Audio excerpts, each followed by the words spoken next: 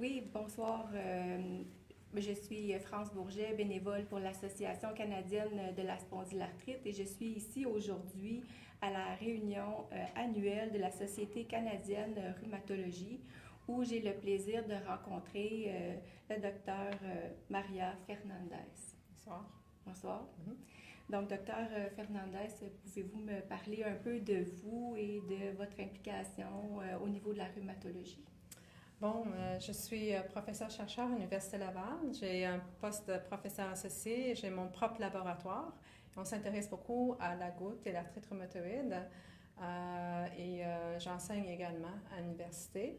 Nous travaillons sur des molécules qui vont freiner la réponse immune et qui ont un rôle à jouer autant dans l'arthrite rhumatoïde et la goutte et peut-être d'autres types d'arthrite également.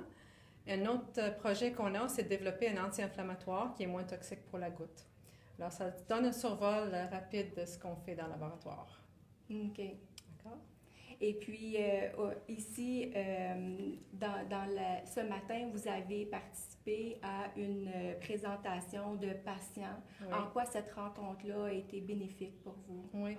Justement, je suis un chercheur fondamentaliste. On a très peu de contact avec les patients.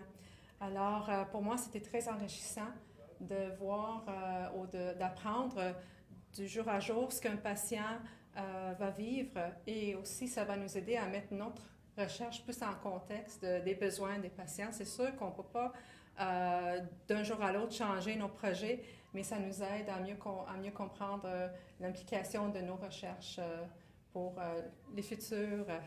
Oui, parce que j'imagine que dans votre laboratoire, le patient, il est pas physiquement... Il n'est pas physiquement présent. Par contre, des fois, on reçoit la visite des patients d'arthrite. OK. Ça nous aide un peu, mais le témoignage de ce matin m'a beaucoup touchée parce que c'est allé vraiment en détail sur OK. le parcours du patient. OK. Et voilà.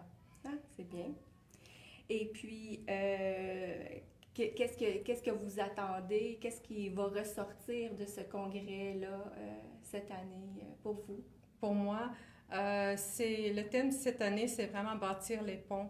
Et pour moi, c'était important de venir parce que ça me permet de communiquer non seulement avec les patients, mais également avec les cliniciens-chercheurs. Étant donné que notre recherche a un côté translationnel, développement d'une drogue moins toxique, on peut discuter avec les cliniciens-chercheurs et bâtir des ponts. Et c'est un pont qui est important à bâtir non seulement pour le présent, mais pour les futurs chercheurs aussi, pour mieux se comprendre et s'échanger. Et je pense que c'est non seulement une expérience enrichissante, mais aussi ça aide beaucoup à avancer la recherche quand on se parle et on se comprend. Et voilà. Est-ce qu'il y a d'autres ponts qui vont être intéressants à bâtir au cours de cette réunion? À part entre cliniciens, Ouais. chercheurs. Aussi avec les étudiants et les compagnies également, ils jouent un rôle très important pour éventuellement délivrer, si on veut, les médicaments aux patients. Alors, on voit leur côté et leur réalité également. Ils ont des défis différents de nous.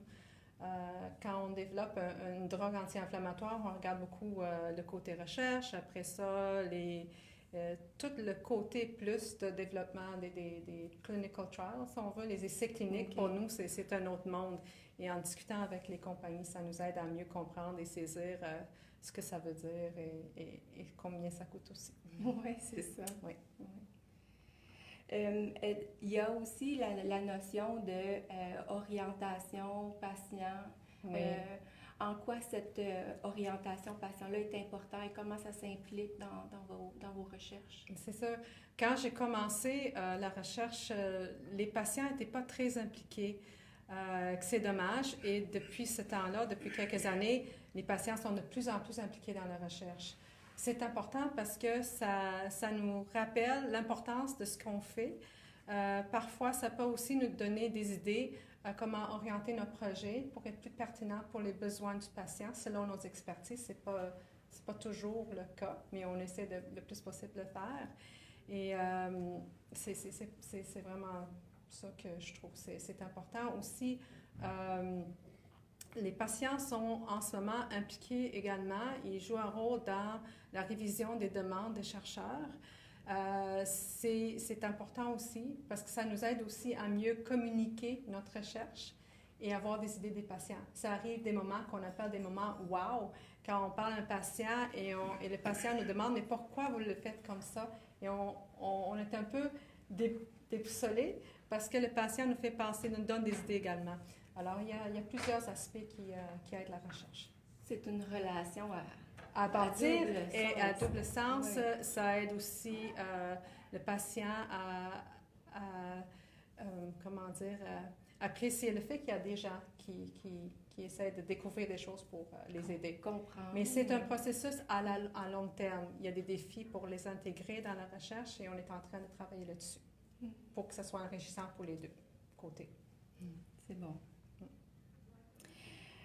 Donc, d'ici la fin de la fin de semaine, c'est quoi vos attentes par rapport à ce que l'Assemblée peut vous apporter? Des nouvelles collaborations, des nouvelles idées et aussi rassembler tous les acteurs dans le domaine de l'arthrite, je pense que c'est important. Pour moi, c'est vraiment ça, de sentir l'effervescence dans le domaine et l'échanger. C'est pour moi ce que je vais chercher jusqu'à la dernière minute. Oui, c'est ça. Très intéressant. Merci beaucoup de nous avoir accordé ce temps-là. Ça fait plaisir. Merci. Merci.